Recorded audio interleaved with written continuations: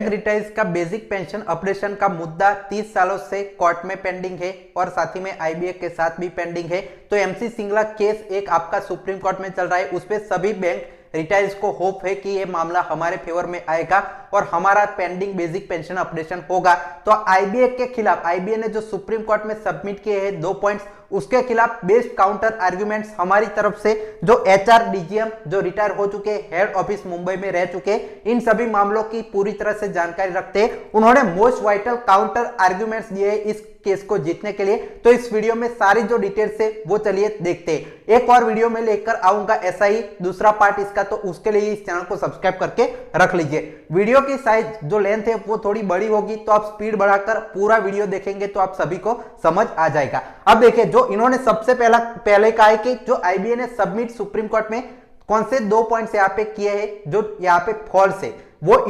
इन्होंने इसको काउंटर किया है फैक्ट के साथ। तो देखिए, there is no provision for updation of pension in regulation, मतलब आईबीए ने सबसे पहले सुप्रीम कोर्ट में कहा है अफिडेविट में अपने की पेंशन रेगुलेशन में ऐसा कोई क्लॉज नहीं है कि पेंशन अपडेशन होना चाहिए, बेसिक पेंशन अपडेट होना चाहिए। दूसरा, आईबीए ने कहा है it is not financially feasible for banks to bear the additional burden, मतलब आईबीए ने ये भी कहा है कि हमारे जो बैंक है उनके पास इतना यहाँ पे जो फाइनेंशियल जो फंड नहीं है कि आपका ये पूरा बर्डन है सभी बैंक रिटायर्स का पेंशन अपडेशन का वो उठा पाए। तो इसके खिलाफ इन्होंने ये आपका जो आईबीए है उन्होंने जो सुप्रीम कोर्ट में अपना जो अफिडेविट डाला था 12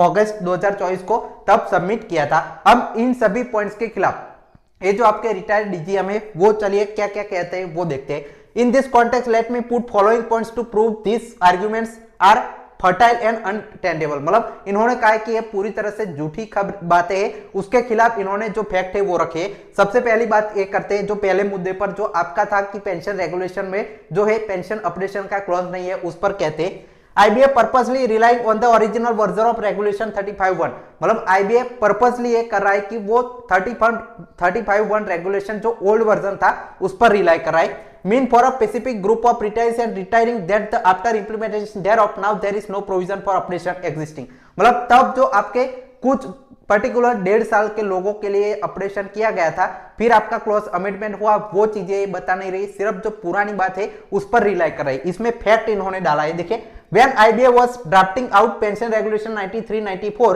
in consultation with other members small committee, it was found that the retirees who retired during 1st January 1986 to 31st October 1987 were being discriminated and losing correct amount of pension. Then provide an updation clause under regulation 35(1), providing a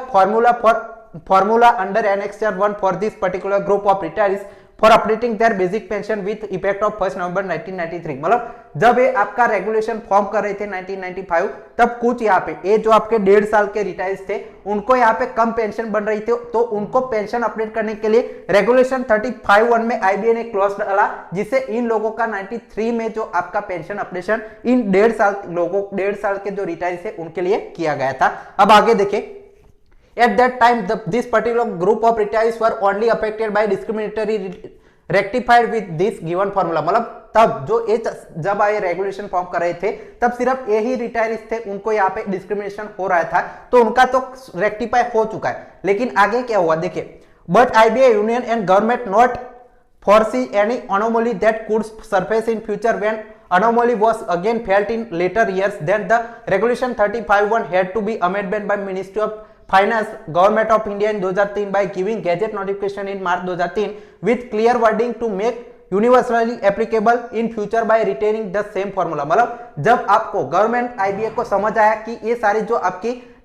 ये जो आपका discrimination तो बाकी सारे जो retiring अब हो रहे 1987 के बाद उनके साथ भी ये सेम चीज हो रही है, तो गवर्नमेंट को फिर ये जो आपका रेगुलेशन है वो अमेंड करना पड़ा और ये फॉर्मूला यूनिवर्सली सभी को अब जो है वो सभी रिटायर्स को शामिल किया। 2003 में गवर्नमेंट मिनिस्ट्री ऑफ फाइनेंस ने नोटिफिकेशन निकाला जिसमें पेंशन अपडेशन का क्लॉज सभी लोगों के लिए यहाँ पे सभी जो रिटायर्स है उनके लिए डाला गया। देखिए इस क्लॉज में क्या हुआ था, अमेंडमेंट वर्जन ऑफ क्लॉज में, तो देखिए basic pension and additional pension whenever applicable shall be updated as per formula given in additional pension whenever applicable shall be updated as per formula given in annexation 1। मतलब जो annexation 1 का formula है उसमें जैसे बताया गया है उस तरह से बेसिक पेंशन और जो एडिशनल पेंशन है बैंक एम्प्लॉयज की, बैंक रिटायर्स की होनी चाहिए। ये रेगुलेशन 35(1) में गवर्नमेंट ऑफ इंडिया ने क्लॉज यहाँ पे अपडेट किया था। तो ये सबसे पहला फैक्ट है, सबसे बड़ा, जो आईबीए के झूठ का यहाँ पे पर्दाफाश करता है, जिसे सुप्रीम कोर्ट में भी हम एक केस पूरी तरह से जीत सकते हैं जिसको रखकर।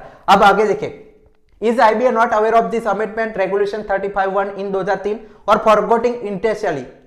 It is not correct that DFS Ministry of Finance decide all employees related issue of the PSU bank only after discussing with IBA or the recommendation of IBA. As such, was the amendment not this amendment not recommended by IBA, not discussed by Finance Ministry with IBA? Will IBA clarify? IBA को क्या इसके बारे में नहीं पता है कि 2003 में जो आपका है वो अमेंडमेंट हुआ था, उन्होंने डिस्कस करके नहीं बताया था जो आपका डीएफएस से जब एक पूरी चीजें कर रहे थे तब। If this amendment was not meant for operation in future whenever applicable, then what was the purpose of amending the regulation 35(1)? अगर जो फ्यूचर के सारे रिटायर्स को ये आपका ऑपरेशन नहीं करना था तो एक क्लॉज को अमेंड क्यों किया गया था रेगुलेशन 35(1) को?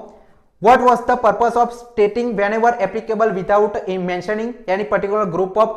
done original version? मतलब कोई ग्रुप को तो मेंशन नहीं किया था, सभी को whenever applicable इसमें लिखा हुआ है तो सभी रिटायर इसमें आते हैं। What was the purpose saying shall be version? What was the purpose of saying shall be updated? Let RBI clear stand on this। मतलब इसमें shall be लिखा गया है कि जब भी applicable होगा तब आपका ऑपरेशन करना है, वो इन्होंने बताया। अब आगे देखिए,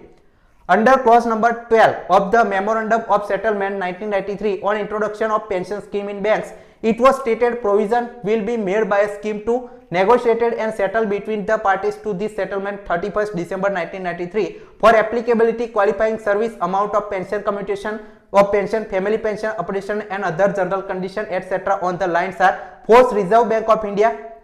This MOU was agreed and signed by IBA and employees unions on 29 October 1993 and section of 18(1) Act 1947 and rule number 58 ID Act जो आपका regulation 1951 making legally binding. Under clause number 1 of the same MOU it was stated there is any difference of opinion regarding interpretation of any provision of the settlement, the matter will be taken only at level of IBA and AIBA for discussion and settlement। मतलब इसमें दो चीजें हैं कि आपका जब भी ये सारी चीजें यहाँ पे क्लॉज और सारी चीजें डाल रहे थे तो आरबीआई की तर्ज पर करने की बात हुई, और दूसरी बात हुई कि अब क्लॉज में कोई भी अगर भेदभाव आता है, आपको यहाँ पे समझ नहीं आता है, तो आप अपने आईबीए और जो एआईबीए डिस्कशन करें और आपका जो पेंशन रेगुलेशन है वो प्रोवाइड करें। अब आगे देखिए, so in compliance with the above provision of MOU regulation 35(1) which was originally inserted in 1993 one was amended in 2003 making it open ended for future preferences. मतलब फ्यूचर रेफरेंसेस के लिए भी इसको ओपन एंडेड किया गया था।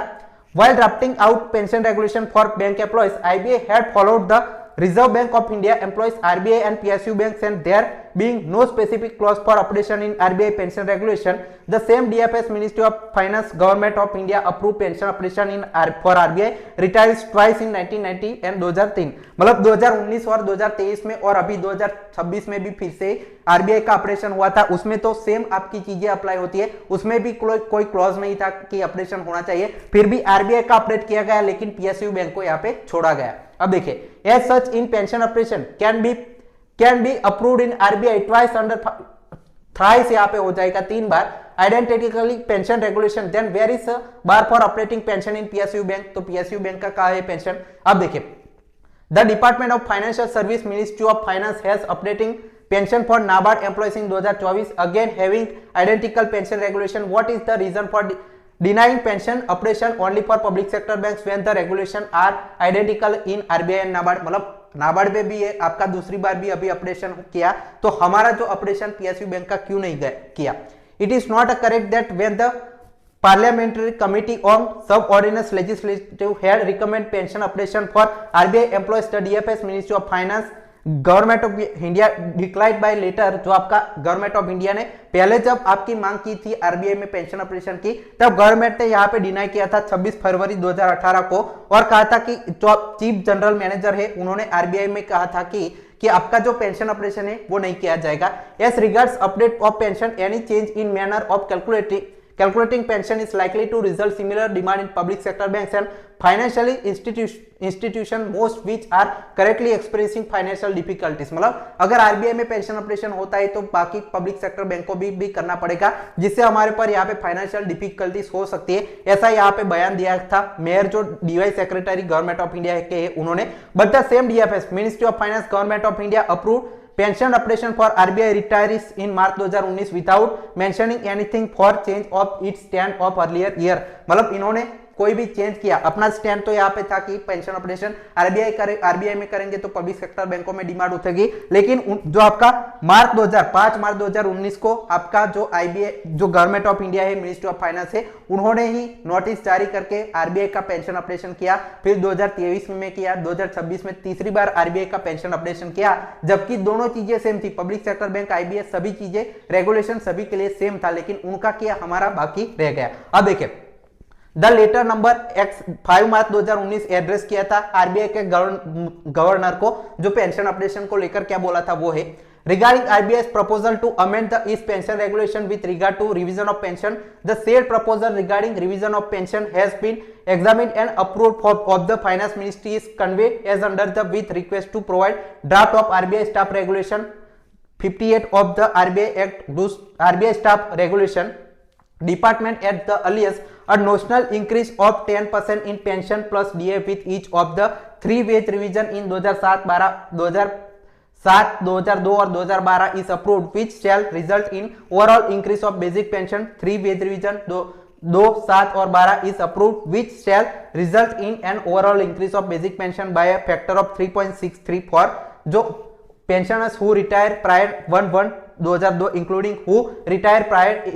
1/11/1997। मतलब इन्होंने जो आपका पेंशन ऑपरेशन 10% का किया था बेसिक प्लस डीए पर नॉशनल और सभी रिटायर्स को यहाँ पे कवर किया था, उसके बाद भी 2 और रिवीजन हुए, उसका ये पूरा स्टेटमेंट था। अब दूसरा ये तो हमने पहला पार्ट देखा जिसमें जो इन्होंने बताया कि आपका जो आईबीए ने डाला है कि आपका अभी कोई रेगुलेशन नहीं है कि पेंशन ऑपरेशन होना चाहिए, उसके खिलाफ सारे फैक्ट रखे। अब इस वीडियो का दूसरा पार्ट है जिसमें ये बताते हैं कि आपका फाइनेंशियली फिजिबल नहीं है जो पेंशन ऑपरेशन है, हमारे पास बैंकों के पास फंड नहीं है, उस पर क्या कहते हैं वो देखिए। Bank employees pension scheme is very unique because of pension is paid from the pension fund which is not created by any contribution from government or bank but was constituted by surrounding the entire balance of CPF by the pension optics। मतलब इस bank में क्या है कि pension का जो fund बना है उसमें बैंकों ने गवर्नमेंट ने तो पैसा नहीं डाला, जो रिटायर्स थे उन्होंने ही अपना सीपीएफ अमाउंट का पैसा जो फंड है उसमें डाला है, तो पूरा पैसा बैंक रिटायर्स का ही है। So for payment of pension of operation thereof there is no need to stress upon banks to profitability। The pension fund which began with the modest corpus now it is a robust corpus of यहाँ पे 4.57 लाख करोड़ का अभी जो corpus है वो बन चुका है, जिससे जो आपका पेंशन ऑपरेशन है वो कर सकते हैं। इससे बैंकों पर तो कोई बर्डन नहीं आएगा, जो अभी ये सारा ब्याज लग के जो रिटायर्स का सीपीएफ अमाउंट था वो अभी 4.57 लाख करोड़ रुपीस बन चुका है, जिससे जो बैंकों को एक्स्ट्रा अपना पैसा नहीं देना है, उनका तो प्रॉफिट अपने पास रखिए, लेकिन रिटायर्स का खुद का जो कॉर्पस है उसी में से पेंशन आपको ऑपरेशन करना है। Every year there is a surplus of around यहाँ पे 22,000 crore on average after paying pension family pension this surplus along back in the pension fund resulting escalating every year. मतलब अभी हमारे पास 22,000 करोड़ रुपीस यहाँ पे जो है वो आपको यहाँ पे देना है फैमिली पेंशन और पेंशन ऑपरेशन करके, बाकी का पैसा यहाँ पे जो बचता है उस पर जो ब्याज आएगा वही ब्याज में से ही सिर्फ आप सारा जो पैसा है पेंशन का वो ईयरली आप यहाँ पे चुका सकते हैं। अब देखिए regulation number 5 chapter 3 stipulates that the fund shall have for its sole purpose the provision of the payment of pension or family pension, means this fund cannot be owned utilized by banks for any other purpose। What will be the fate of this robust corpus is not utilized for pension operating। मतलब इसमें regulation 5(2) में लिखा गया है जो भी pension का fund है वो पेंशनर्स के यहाँ पे लाभ में जाना चाहिए, उनके पेंशन ऑपरेशन फैमिली पेंशन में जाना चाहिए, वो बैंक खुद यहाँ पे यूटिलाइज उसको नहीं कर सकते, तो उसके खिलाफ आप क्या कहेंगे वो सुप्रीम कोर्ट में आप रख सकते हैं। Bank employ pension scheme is close ended because the employees who joined service or after because the employees who joined the service on or after 1 April 2010 will not be covered under this scheme or nor they are contributing the fund by surrounding their CPF. मतलब 1 अप्रैल 2010 के बाद जो CPF है वो बंद किया गया था, उनको ये जो आपकी स्कीम है वो पूरी तरह से अलग ही। What will be the fate of a ever escalating fund when the last retirees will be no more. मतलब जो 2010 के पहले की ही सारे रिटायरीज इसमें जिन्होंने सीपीएफ में अपना पैसा डाला था वो लोग अब मर जाएंगे, फिर आप यहाँ पे पैसा उनको देंगे तो क्या उसकी जरूरत पड़ेगी। उनका ऑलरेडी पेंशन फंड है, ऑलरेडी इसका ब्याज यहाँ पे जमा होता जाता है। तो उन लोगों को जो आपके 1 अप्रैल 2010 से पहले के रिटायरीज है जिनकी एज अभी आपकी नियरली 80 साल हो चुकी होगी, तो उनका हक है उनके पेंशन फंड में, तो उन लोगों को पेंशन मिलना चाहिए। उस पर आप क्या कहेंगे वो बताइए। देखिए, IBA has been intentionally creating an atmosphere of fear without having any concrete idea of how much amount will be required for operating, but only scaring imaginary burden. Did IBA get any articulate valuation for a additional cost of involving operation? No, it's deliberately omission। मतलब IBA के पास कोई ऐसा calculation नहीं है कि वो लोग यहाँ पे जो वो खुद ऐसा एटमोस्फियर क्लियर करते हैं कि क्रिएट करते हैं सुप्रीम कोर्ट के आगे कि हमारे पास फंड नहीं है, लेकिन उन्होंने एक्चुअली जो कैलकुलेशन है वो की ही नहीं है, क्योंकि जो फंड का जो जितना भी पेंशन ऑपरेशन का पैसा है वो तो खुद रिटायर्स के फंड में से ही हो जाएगा, ये बता रहे। While denying operation in 2018, Ministry of Finance informed RBI that the pension was operating in RBI, then similar demand would be raised in public sector banks, most of which are experiencing financial difficulties. This has dimension. One is that the ministry confirmed that the pension operation in RBI and pension operation of PSU banks are interrelated। मतलब जब ये 2018 में आपने delay किया था ministry of finance ने कि RBI का पेंशन ऑपरेशन करेंगे तो हमें पब्लिक सेक्टर बैंकों का करना होगा, जिससे वो एक चीज कंफर्म कर रहे हैं कि जो आरबीआई का पेंशन ऑपरेशन है वो रिलेटेड है पब्लिक सेक्टर बैंक के पेंशन ऑपरेशन को लेकर। अब आगे देखिए, if it is approved in RBI then it will also have to approve in PSU banks। Now same Ministry of Finance approved pension operation in RBI very next year and again 2023 and 26 IBA also remain silent। मतलब इस पर IBA भी silent रखा। Later it is said that the most of the banks were experiencing financial difficulties, which does not hold good now because the PSU banks have been reporting huge profit every year, expending rupees 1 lakh crore during last financial year itself। The Honorable Supreme Court and DS Nakara case 1982, Honorable Court said that the pension is not a charity or bounty and does not depend on the swift will on the employees, but it is a deferred salary and right under the Constitution of India। About the 8 lakhs of bank retirees have been deprived of pension operation during last 3 decades। मतलब